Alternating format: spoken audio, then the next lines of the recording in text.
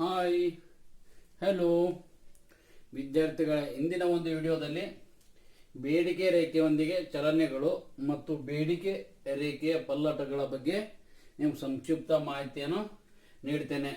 Movement along the demand curve and shift in the demand curve ಬಗ್ಗೆ ಒಂದೇ ಸಂಕ್ಷಿಪ್ತ ಮಾಹಿತಿಯನ್ನು ನೀಡ್ತೇನೆ.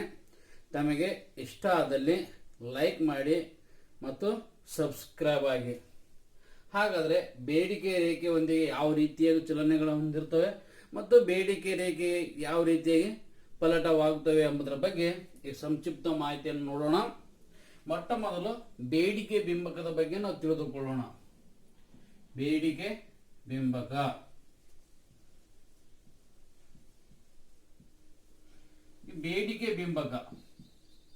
ಬೇಡಿಕೆ ಬಿಂಬಕ ಏನು ಹೇಳುತ್ತದೆ ಅಂದ್ರೆ ಇತರೆ ಸ್ಥಿತಿಗತಿಗಳು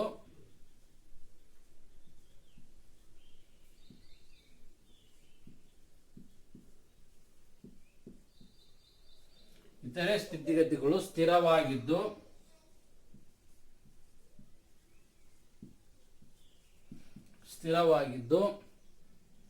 ಇತರೆ ಸ್ಥಿತಿಗತಿಗಳು ಸ್ಥಿರವಾಗಿದ್ದು ಬೆಲೆ ಮತ್ತು ಬೇಡಿಕೆಯ ಪ್ರಮಾಣದ ನಡುವಿನ ಸಂಬಂಧವನ್ನು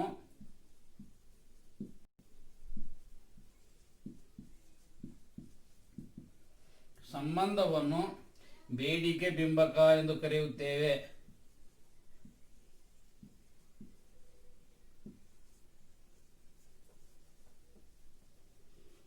ಬೇಡಿಕೆ ಬಿಂಬಕ ಎನ್ನುತ್ತೇವೆ. ವಿದ್ಯಾರ್ಥಿಗಳೇ, ಬೇಡಿಕೆ ರೇಖೆಯೊಂದಿಗೆ ಚಲನೆಗಳು ಮತ್ತು ಬೇಡಿಕೆ ರೇಖೆಯ ಪಲ್ಲಟಗಳು ಇದು 6 ಮಾರ್ಕ್ಸಿನ ಕ್ವಶನ್ ಇರುವಂತದ್ದು. ಹಾಗಾಗಿ ಇದು ನೀವು ಸರಿಯಾಗಿ ಸ್ಟಡಿ ಮಾಡಬೇಕು. ಬೇಡಿಕೆ ಬಿಂಬಕ ಅಂದ್ರೆ ಇತರೆ ಸ್ಥಿತಿಗತಿಗಳು ಸ್ಥಿರವಾಗಿದ್ದು ಬೆಲೆ ಮತ್ತು ಬೇಡಿಕೆ ನಡುವೆ ಯಾವ ರೀತಿಯಾಗಿ ಸಂಬಂಧವನ್ನು ಹೊಂದಿದೆ ಎಂಬುದರ ಬಗ್ಗೆ ಬೇಡಿಕೆ ಬಿಂಬಕವನ್ನು ತೋರಿಸ್ಕೊಡ್ತದೆ. ಹಾಗಾದ್ರೆ ಬೇಡಿಕೆ ರೇಖೆ ಚಲನೆ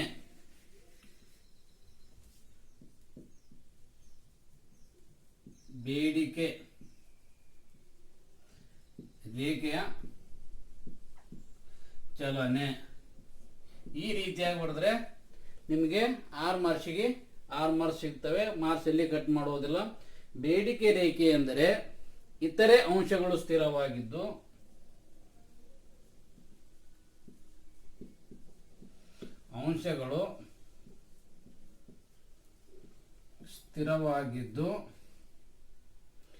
ಇತರೆ ಅಂಶಗಳು ಸ್ಥಿರವಾಗಿದ್ದು ಬೆಲೆಯ ಬದಲಾವಣೆಯಿಂದ ಬೇಡಿಕೆಯ ಬದಲಾವಣೆ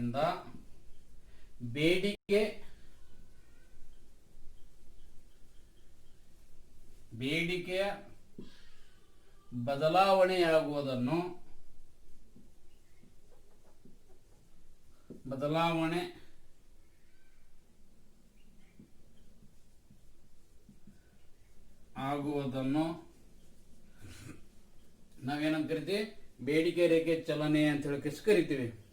ಇತರೆ ಅಂಶಗಳು ಸ್ಥಿರವಾಗಿದ್ದು ಬೆಲೆಯ ಬದಲಾವಣೆಯಿಂದಾಗಿ ಬೇಡಿಕೆಯ ಬದಲಾವಣೆ ಆಗುವುದನ್ನು ನಾವೇನಂತ ಕರಿತೀವಿ?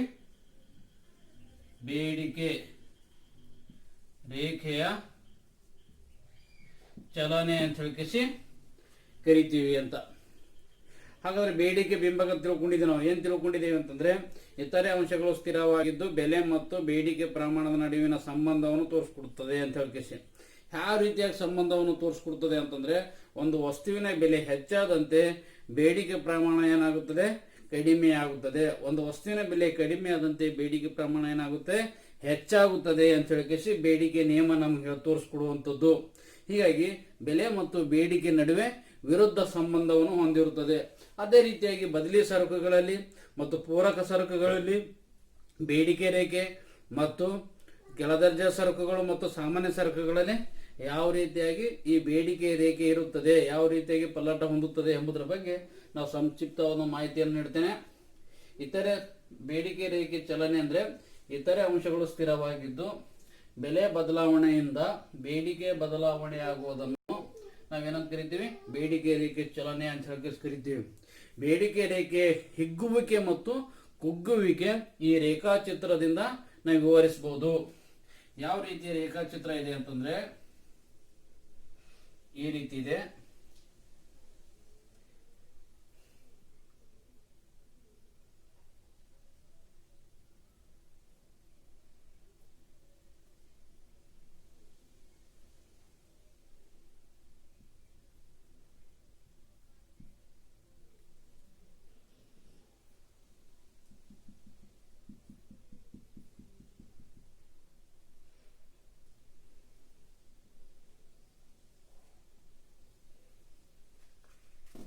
ಇದು ಡಿಮ್ಯಾಂಡ್ ರೇಖೆ. ಈ ರೇಖೆ ಡಿಮ್ಯಾಂಡ್ ರೇಖೆ,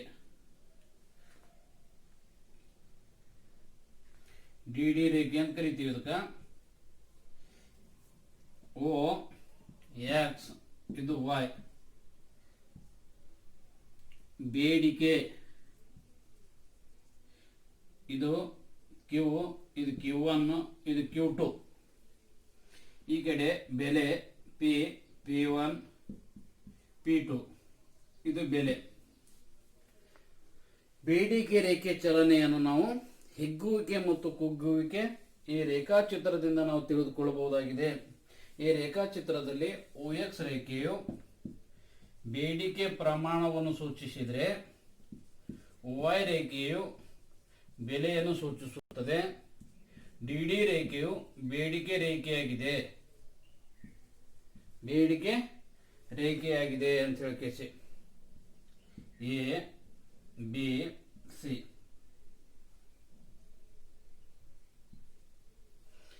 ಎ ಬಿ ಸಿ. ಹಾಗಾದ್ರೆ ಈ ರೇಖಾಚಿತ್ರದಲ್ಲಿ ಏನ್ ತೋರಿಸ್ಕೊಡುವಂಥದ್ದು ಅಂತಂದ್ರೆ ಬೆಲೆ ಪಿ ಇಂದ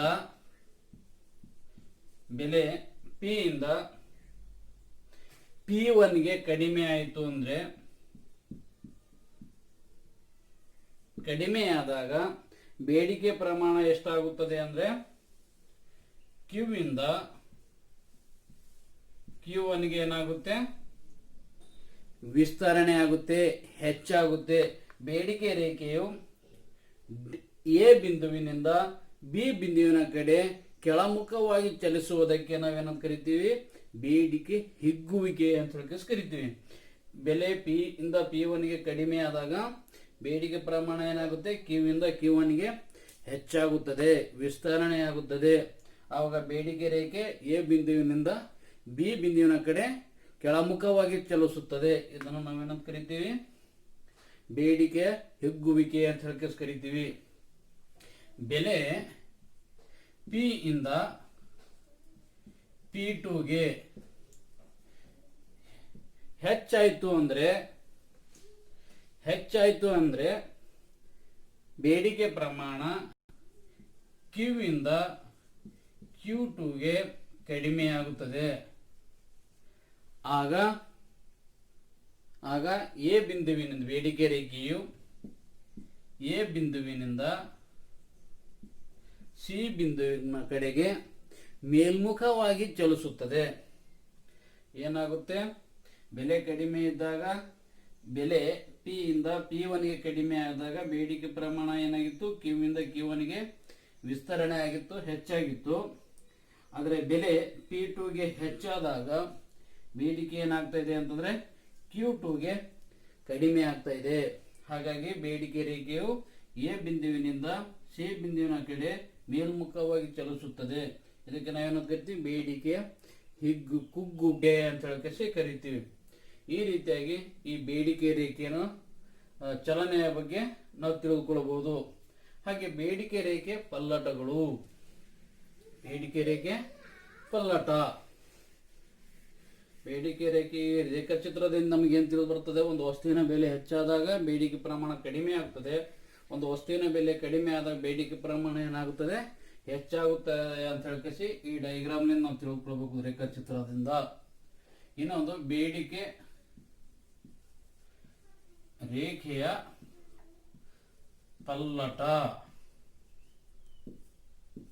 ಬೇಡಿಕೆ ರೇಖೆಯ ಪಲ್ಲಟಗಳು.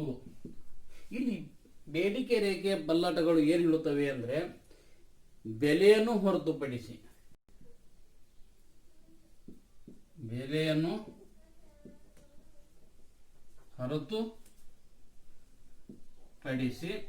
ಇತರೆ ಸ್ಥಿತಿಗತಿಗಳಲ್ಲಿನ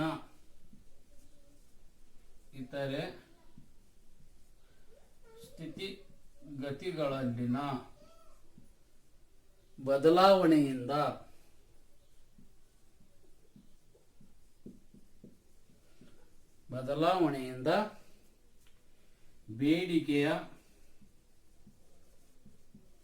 ಬದಲಾವಣೆಯಾಗುವುದನ್ನು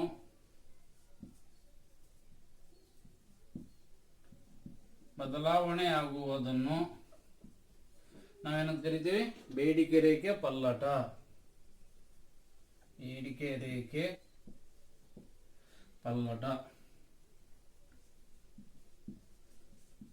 ಎಂದು ಕರೆಯುತ್ತಾರೆ.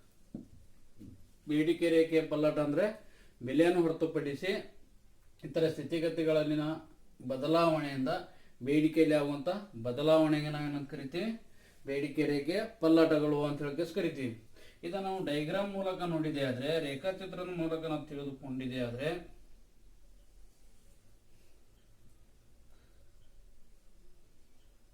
OX OY ಈ ಕಡೆ ಬೇಡಿಕೆ, ಈ ಕಡೆ ಬೆಲೆ,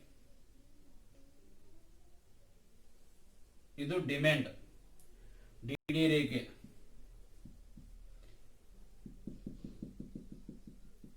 ಇದು DD1 ರೇಖೆ.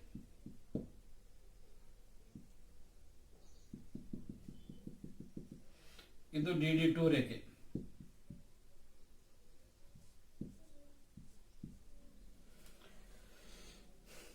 ಬೇಡಿಕೆ ರೇಖೆ ಪಲ್ಲಟಗಳು. ವಸ್ತುವಿನ ಬೆಲೆ ಹೆಚ್ಚಾದಂತೆ ಬೇಡಿಕೆ ಪ್ರಮಾಣ ಸಹ ಹೆಚ್ಚಾಗುತ್ತದೆ ಅಂತ ಹೇಳಿಕೆಸಿ ನಾವು ಸಾಮಾನ್ಯ ಸರಕುಗಳಲ್ಲಿ ನೋಡಿದ್ದೀವಿ ಮತ್ತು ಪೂರಕ ಸರಕು ಬದಲಿ ಸರಕುಗಳನ್ನು ಕೂಡ ನೋಡಿದ್ದೇವೆ. ಆ ಬೇಡಿಕೆ ರೇಖೆ ಏನಾಗುತ್ತೆ? ಬಲಭಾಗಕ್ಕೆ ಪಲ್ಲಟಗೊಳ್ಳುತ್ತದೆ. ಬೇಡಿಕೆ ಬೆಲೆ ಹೆಚ್ಚಾದಂತೆ ಬೇಡಿಕೆ ಪ್ರಮಾಣ ಕಡಿಮೆ ಆಗುತ್ತದೆ. ಅವಾಗ ಬೇಡಿಕೆ ರೇಖೆಯು ಯಾವ ಕಡೆ? ಎಡಭಾಗಕ್ಕೆ ಪಲ್ಲಟಗೊಳ್ಳುತ್ತದೆ ಅಂತ ಹೇಳಿಸಿ ನಾವು ಈ ರೇಖಾಚಿತ್ರದಿಂದ ನೋಡಬಹುದು. OX ರೇಖೆ ಬೇಡಿಕೆಯನ್ನು ಸೂಚಿಸಿದರೆ OY ರೇಖೆಯ ಬೆಲೆಯನ್ನು ಸೂಚಿಸುತ್ತದೆ. ಹೀಗಾಗಿ ಉದಾಹರಣೆ, ಬೇಸಿಗೆ ಕಾಲದಲ್ಲಿ ಅನುಭೋಗಿಯು ಐಸ್ ಕ್ರೀಮ್ ಅನ್ನು ಕೊಳ್ಳಲು ಹೆಚ್ಚು ಆದ್ಯತೆಯನ್ನು ನೀಡಿದರೆ ಆಗ ಬೇಡಿಕೆ ರೇಖೆ ಎಕಡೆ ಪಲ್ಲಟಗೊಳ್ಳುತ್ತದೆ? ಬಲಭಾಗಕ್ಕೆ ಪಲ್ಲಟಗೊಳ್ಳುತ್ತದೆ. ಉದಾಹರಣೆ ಅನುಭೋಗಿಯು ಎರಡನೇ ಉದಾಹರಣೆ ಯಾವುದು ಅಂತಂತಂದ್ರೆ, ಈಗ ಸಪೋಸ್ ಇದೆ ಯಾವುದು? ತಂಪು ಪಾನೀಯಗಳು. ಬೇಸಿಗೆ ಕಾಲದಲ್ಲಿ ತಂಪು ಪಾನೀಯಗಳು ಆರೋಗ್ಯಕ್ಕೆ ಹಾನಿಕಾರಕ ಅಂತ ಹೇಳಿ ತಿಳಿದೂ ಕೂಡ ನಾವು ತಂಪು ಪಾನೀಯ ಕಡೆ ಹೆಚ್ಚು ಆದ್ಯತೆಯನ್ನು ನೀಡಿದರೆ ನಮ್ಮ ಬೇಡಿಕೆ ರೇಖೆ ಎಡಭಾಗಕ್ಕೆ ಪಲ್ಲಟಗೊಳ್ಳುತ್ತದೆ ಅಂತ ಹೇಳಿ ಈ ರೇಖಾಚಿತ್ರದಿಂದ ನಾವು ತಿಳಿಸ್ಕೊಳ್ಬಹುದು. ಡಿಡಿ ರೇಖೆ ಇದು ಡಿಮ್ಯಾಂಡ್ ರೇಖೆ ಆಗಿರುವಂತ ಬೇಡಿಕೆ ರೇಖೆಯಾಗಿದೆ. ಹಾಗಾದ್ರೆ DD1 ರೇಖೆ ಡಿಡಿಯಿಂದ DD1ಗೆ ಏನಾಗುತ್ತೆ? ಬೇಡಿಕೆ ರೇಖೆ ಪಲ್ಲಟವಾಗುತ್ತದೆ. ಯಾವಾಗ? ಒಂದು ವಸ್ತುವಿನ ಬೆಲೆ ಹೆಚ್ಚಾದಂತೆ ಬೇಡಿಕೆನೂ ಸಹ ಹೆಚ್ಚಾಗಬೇಕು. ಒಂದು ವಸ್ತುವಿನ ಬೆಲೆ ಕಡಿಮೆ ಆದಂತೆ ಬೇಡಿಕೆ ಸಹ ಕಡಿಮೆ ಆಗಬೇಕು. ಹಾಗಾಗಿ ಬೇಸಿಗೆ ಕಾಲದಲ್ಲಿ ಐಸ್ ಕ್ರೀಮ್ನ ಒಂದು ಹೆಚ್ಚಿನ ಬೇಡಿಕೆ ಆದ್ಯತೆಯನ್ನು ನೀಡಿದರೆ ಬೇಡಿಕೆ ರೇಖೆ ಬಲಗಡೆ ಪಲ್ಲಟಗೊಳ್ಳುತ್ತದೆ. ಒಂದು ವೇಳೆ ತಂಪು ಪಾನೀಯ ಬಗ್ಗೆ ಹೆಚ್ಚಿನ ನಾವು ಆದ್ಯತೆಯನ್ನು ನೀಡಿದರೆ ಬೇಡಿಕೆ ರೇಖೆ ಆರೋಗ್ಯಕ್ಕೆ ಹಾನಿಕಾರ ಅಂತ ತಿಳಿದುಕೊಂಡು ಕೂಡ ನಾವು ಆದ್ಯತೆ ಹೆಚ್ಚು ಕೊಟ್ಟಿದೆ ಆದರೆ ಬೇಡಿಕೆ ರೇಖೆ ಎಡಗಡೆ ಪಲ್ಲಟಗೊಳ್ಳುತ್ತದೆ. DDಯಿಂದ DD2ಗೆ ಪಲ್ಲಟಗೊಳ್ಳುತ್ತದೆ ಅಂತ ಹೇಳಿ ಈ ರೇಖಾಚಿತ್ರ ನಮ್ಗೆ ತೋರಿಸ್ಕೊಡ್ತದೆ. ವಿದ್ಯಾರ್ಥಿಗಳೇ, ಒಟ್ಟಾರೆ ನಾವು ಏನು ತಿಳ್ಕೊತೀವಿ? ಒಂದು ವಸ್ತುವಿನ ಬೆಲೆ ಹೆಚ್ಚಾದಂತೆ ಅದರ ಬೇಡಿಕೆ ಪ್ರಮಾಣ ಏನಾಗುತ್ತೆ? ಕಡಿಮೆ ಆಗುತ್ತದೆ. ಅದು ಒಂದು ವಸ್ತುವಿನ ಬೆಲೆ ಕಡಿಮೆ ಆದಂತೆ ಬೇಡಿಕೆ ಪ್ರಮಾಣ ಹೆಚ್ಚಾಗುತ್ತದೆ ಅಂತೇಳಿ ಈ ಡಯಾಗ್ರಾಮ್ ತಿಳ್ಕೋಬಹುದು.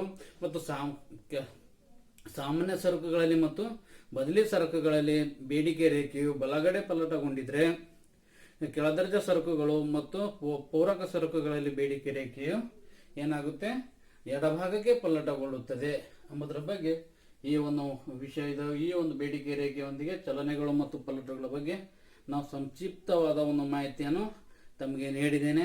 ತಮಗೆ ಇಷ್ಟವಾದಲ್ಲಿ ಲೈಕ್ ಮಾಡಿ ಮತ್ತು ಸಬ್ಸ್ಕ್ರೈಬ್ ಆಗಿ.